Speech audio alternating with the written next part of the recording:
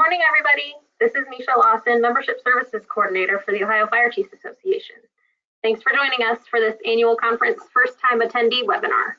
Chief Paul Wright is going to give you a brief overview of what you can expect when you show up for conference next month. So take it away, Paul. All righty. Well, good morning, everyone. And yes, this is the First-Time Conference Attendee webinar.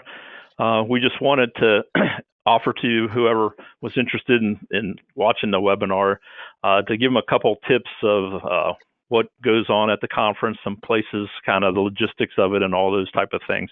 So it kind of put a few things together. It won't answer every question, but I'm sure it'll help at least get your bearings a little bit where we're going with that. So again, it's the First Time Conference Attendee webinar, or it's what I call it, or what should I expect attending this conference, so where do I go, how do I navigate, what times, and all those type of things. So again, I'm Paul Wright with the city of Montgomery down by the Cincinnati area. I put my picture up here just so that if you see me at the conference, you can at least know one person there besides yourself and that. But anyways, you could, by all means, reach out and let me know that you're on the webinar. Just kind of make that connection and that from that standpoint. So with that, again, this is for the Ohio Fire and Rescue Officer Development Conference, which is July 11th through 15th in Columbus. So thank you for registering for that. We've had conferences for decades, so we're pretty proud of it. One thing that we enjoy doing, and years ago it used to be the Ohio Fire Chiefs Conference, and we've tried to bring in more officer development for lieutenants, captains, assistant chiefs, battalion chiefs, district chiefs, and that. So that's where we try to cater with that. And again, it's at the Hilton in Easton in Columbus, Ohio. This is a picture of the building from the outside for the front of it. If you've never been to Easton, it's a big shopping area, a shopping district, but the Hilton kind of stands out on the perimeter. So it's kind of nice to see if you look for the way the building looks in front or rear looks the same. But this is the view as you're pulling off the street into the parking lot.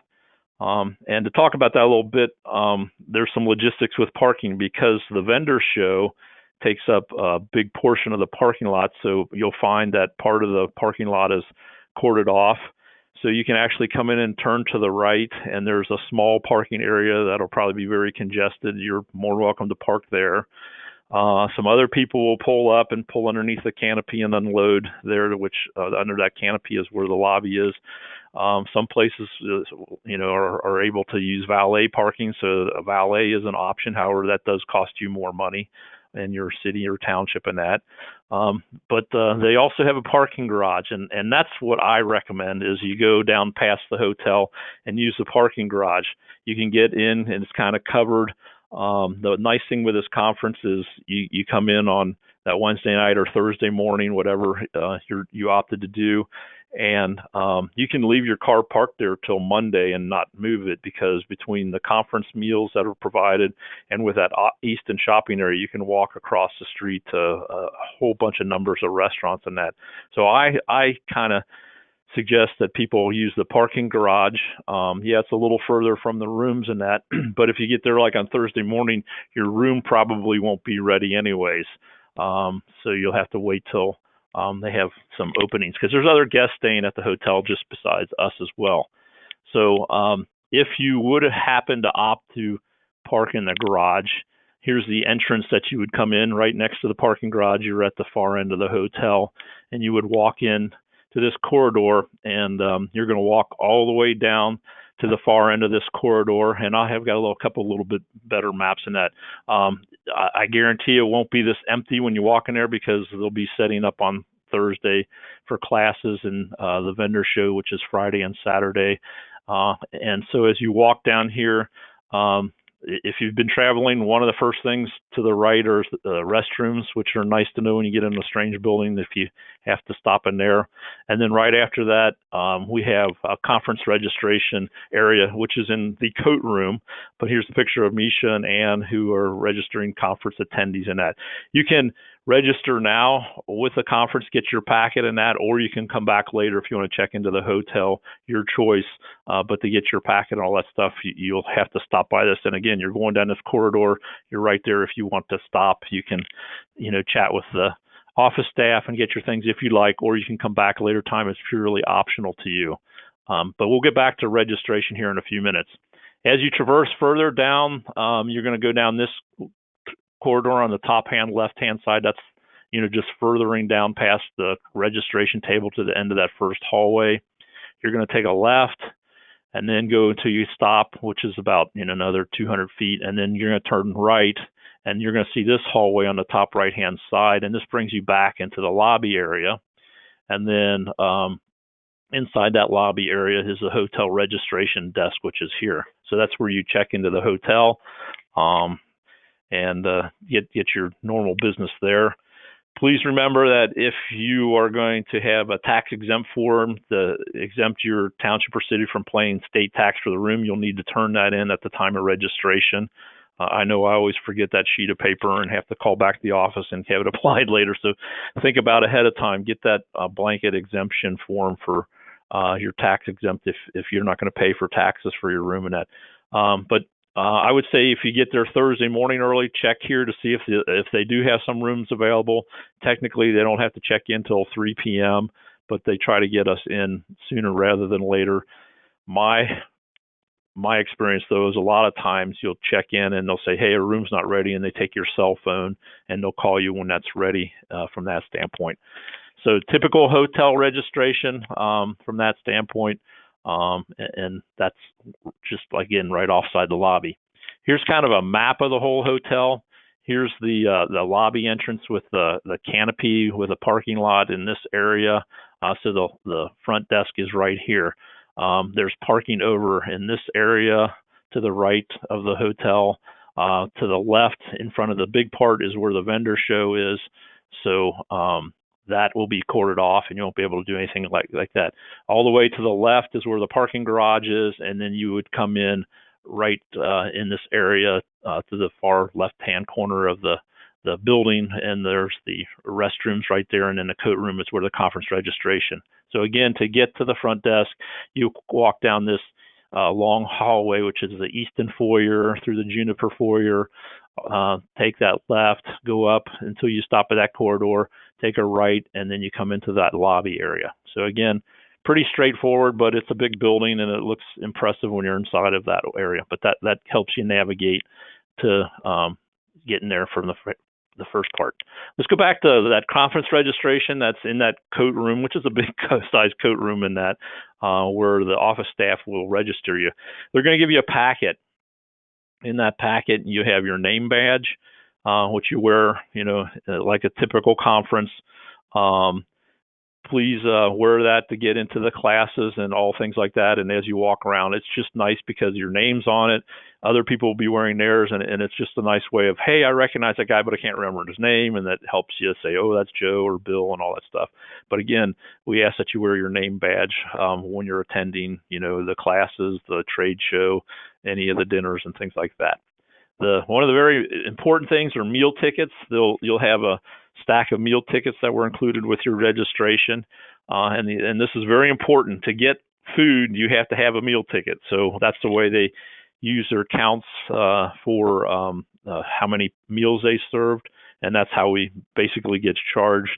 So we have people at the doors where you're going to eat, and you have to turn in one meal ticket per person. So if by chance there's a problem with your meal tickets or something like that, talk to them at the registration desk. But generally they do a great job of getting you the meal tickets that are due you in that packet that you get at registration. Also in the registration is the conference booklet that lists out the schedule and other information. And then there's a smaller pocket schedule usually that takes you through day by day of what's going on every hour and all the different class offerings. There's a vendor booklet in there in case you want to know what vendors will be there. Please realize that the vendors, they are a big contributor to this conference, so spend time with them and talk with them and thank them for their participation because they help pay for a big part of this conference. That we also usually have a gift that we get. It's just a small token of appreciation. Last year we had ball caps with the Ohio Fire Chiefs logo on it. It can be of various different things. And I can't remember what we're getting this year, but that'll be a surprise for you. There's a prize registration sheet that you fill out, and then you bring that back to the registration table, and you can drop it in there for different drawings that they have throughout the conference or vendor show, and that depending on how the conference committee has set that up. But in order to get that, you have to drop those sheets into that drum there. So again, look for that in there. Also in the packet is an advertising book for the vendors. Again, that's part of their conference fees. They get also advertisement, but it allows you to see some of the other different vendors that are available through the conference and that. And then also there's a sheet in there for feedback that we ask you to turn in at the end of the conference. Chief Wallace, our conference director, takes this conference survey very seriously. He reads through them all. He gets them to the board of directors. They read them all. So your compliments as well as your constructive criticism is read and looked at and dealt with in that, and to see if there's any changes that we need to make. So again, all those items are in your conference registration booklet or packet, so make sure you go through that early on as soon as you get to the conference, so that you have all the tools that you need from the conference standpoint. We also have an app that coincides with the conference. It's called Guidebook. You can download that through your Apple store or whatever app download store you use for droids and things like that. Search for 2019 Ohio Fire Rescue Officer Development Conference. In there has a list of the different classes and instructors, who's attending. You can log in and say that you're there, so that other people can see if you are in attendance or not. It has a calendar feature that you can click on different classes and set your schedule more electronically. So it's kind of a neat companion piece to the conference guidebook if you don't want to carry around the guidebook.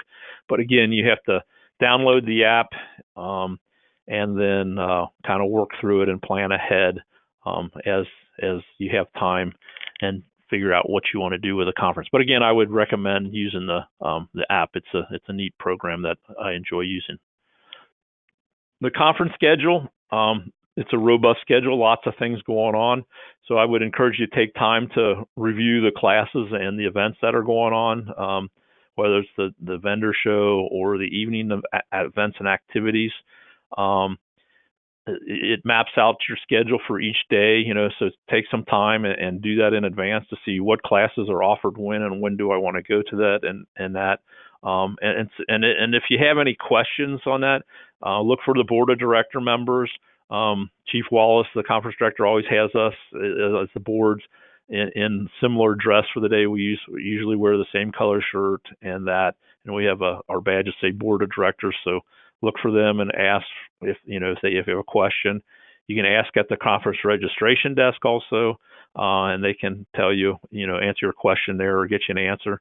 Or I always encourage ask an attendee. Sometimes the guy walking down the hallway with you knows because he's been at the conference a number of times.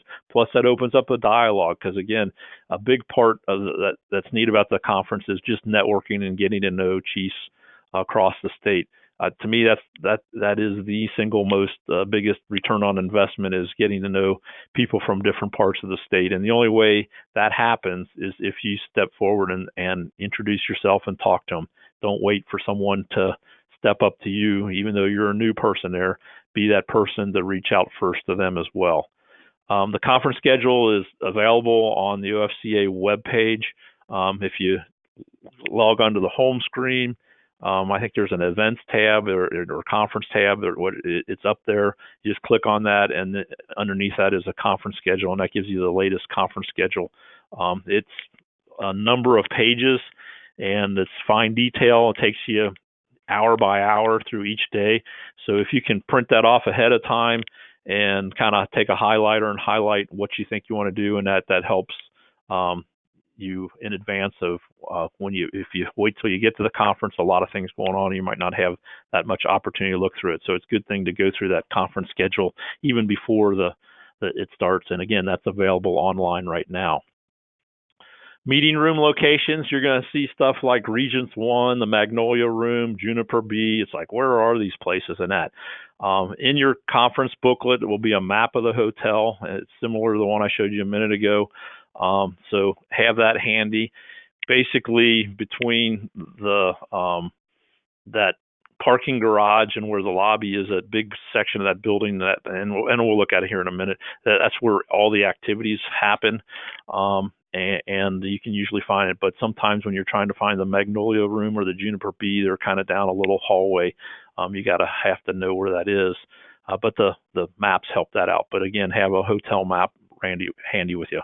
Also, outside each one of the events or classrooms, they'll have signs there with what class is upcoming, and it just helps you know that, okay, in the right place at the right time. Here's the class that I'm supposed to be at and in the room and all that stuff. And again, ask the other attendees if you're not sure where a particular room is. Be that person who steps forward and says, hey, where's that and that. So back to the map here again. The bulk of everything is in the left-hand section of the map. We have all the way to the left is a Regents Ballroom 1, 2, and 3. Sometimes we have multiple rooms open. Sometimes they're broken out into all three, just based on what activities and events are going on with that. Further on down into the middle of the big grand ballroom is the Easton Ballroom, and you have different classes and events going in there. The presidential reception will be in there on Sunday night.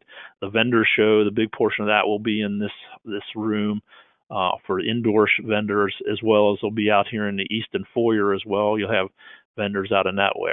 Then we get into the Juniper A, B, and C. Those are classrooms that different meetings and classes will be in. And then also then the Lilac and Magnolia room. So you can see they have all these different names of rooms. Most of the classes are down there. Once in a while, they'll have a class all the way to the right in the Columbus room, to the right of the hotel, or the New Albany room. So those are some of the ones that once in a while a class or meeting will be in that. But again, if you have this map with you and you're just trying to find something, it's a good way to say, okay, I can see where Juniper C is and I can make it there. Again, the conference, some of the highlights, the conference schedule covers every minute of every day. So if you have that schedule with you, you can see exactly what's going on, when and where. And again, I encourage you to pre-plan your days. Some highlights that we'd like to have you at definitely is on Thursday, July 11th at 11:45 a.m. in the Magnolia Room is the first-time conference attendees. I'll be there just going over some more information, and if there's any last-minute announcements, it's a good place to meet other first-time conference attendees and that. So come into that room with your questions and anything like that, and we can help you from that standpoint. Michelle Fitzgibbon will be there, who is our executive director. Usually some of the board members are in there as well. But again, we just try to get you together early on and talk about what's going on and answer any questions face-to-face from that standpoint. Another highlight is a business meeting on Friday morning beginning at 8:30 a.m. All attendees come to that. Business meetings used to run a day and a half, and man, they were long. You heard from every committee. We've really streamlined that back to just a couple key individuals to talk about what's going on with the association and any pertinent things like that. So we've really condensed the business meeting down to about an hour and a half now in that. Part of that business meeting, there'll be district caucuses, and it's like, what the heck is a caucus? Well, we have the 6 districts in the Ohio Fire Chiefs, like the Northwest, the Northeast, the South Central, the Southwest, and that. You will break out into what district you're in, and those chiefs who are the head of those districts and your district director will be there to talk with you and give you any information about your district. Also, some districts will have elections for their district director as well as the trustee for the foundation as well. So there'll be probably a half-hour breakout so that you can go into your district caucus on that morning as well as part of the business meeting. So that's kind of a different thing as well. The trade show with the vendors is on Friday morning. I think it starts at 10 if I'm not mistaken, but it runs Friday, all day, and then Saturday to early afternoon where you have time to spend with the vendors. They pay a good portion of the conference, so we ask that you spend time with the vendors. It's a great time to do research on upcoming projects you might have in your department or some things you may be interested in. And then there's just things to walk around and look at that you may not have considered. So spend a lot of time in the vendor show because it's good information and a great time to meet with some of those vendors and meet some new ones in that. Let's see, the conference opening ceremonies then is that evening, Friday, July 12th at 5:30 p.m. So the president opens up the conference, and then as part of that, we have a memorial service for fire chiefs and past retired chiefs who have passed away in the last 12 months, as well as any line of duty deaths. We also memorialize that during that time frame as well. Moving on with some other highlights, then the classes, the workshops and classes are listed in the booklet and the schedule. There are some classes that repeat, and the only indicator that tells you that's happening is that you'll see a 2 asterisks next to that class, and that'll tell you that, that class repeats at some point in time. So say you have a class with those asterisks next to it, another class, and you want to see both of those, well, you probably ought to hit the one that's not repeated and then catch the other one when it repeats. But you just have to pre-plan that out a little bit. You'll see in the schedule also there's committee meetings. So like the legislative committee meets, education committee meets, and that. You are more than welcome to attend those meetings if you have a particular interest in that and see what the committees are up to. And they conduct businesses. Most of the committees meet a couple, 3, 4 times a year, and a lot of them take the time while they're together at the conference to have that meeting. But again, it's open to you to see if you're interested in joining that committee as well. Saturday evening, we have a buffet dinner, and then they're having like a Monte Carlo night or a fun night in Las Vegas. So they'll have, different gambling tables in there and some fun fake money that you can gamble away with. But it's a good night to spend together, learning some different people and getting to spend some time doing some things like that. Sunday evening, we have the president's reception and banquet. So again, that's kind of the transfer of the old president leaving and the new president coming in. We acknowledge some people for some different awards, and it's a nice banquet from that aspect as well. And then Monday morning, we have the final class, and the class usually gets out early enough that you can check out. I would say you'd have to be packed up ready to go so that you have like 10, 15 minutes to check out. But usually they allow you to have that ready to go from that standpoint. I highly encourage you to attend the evening events on Saturday and Sunday, because that's where you get to really meet some people in a more casual situation and that. And again, I've been there when you don't know anybody and you just walk in and ask people, hey, can I sit at your table? And usually they're accommodating from that aspect. The trade show, again, the highlight back on that, again, it's Friday and Saturday. It's indoor and outdoor. So make sure you get around to that. But there's everything from ambulance supply manufacturers to if you want to build a fire station, there's architects there's EMS billing companies, there's book companies, all kind of things. Outdoors, where we have the trucks and vehicles for so you can take a look at that and see some outside things. Obviously with the vendor show outside, it's weather dependent, so it happens no matter what, rain, shine, whatever. It's usually hot and steamy. So think about that as you think about what you're going to wear and from that. So speaking of wearing, I did a little bit on dress code. Generally, we ask that you are in a business casual, so it's like a collared shirt and some slacks or dockers and that. Yes, there are people who are there in shorts. That's up to you if you desire to be that business casual.